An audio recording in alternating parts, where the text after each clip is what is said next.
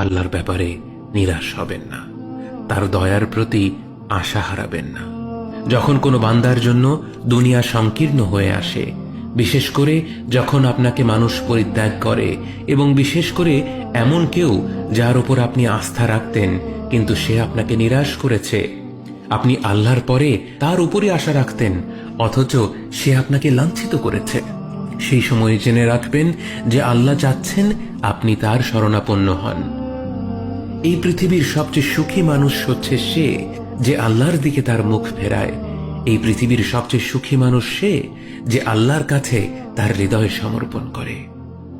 মনে রাখবেন যে আপনার একজন মালিক রয়েছেন যিনি আপনার প্রতি আপনার নিজের নফসের থেকেও দয়াবান, যিনি আপনাকে ভালোবাসেন এবং ভালোবাসেন যে আপনি তার কাছেই আশ্রয়ের জন্য ছুটে যান আর তাকেই আপনার দোয়ায় ডাকেন।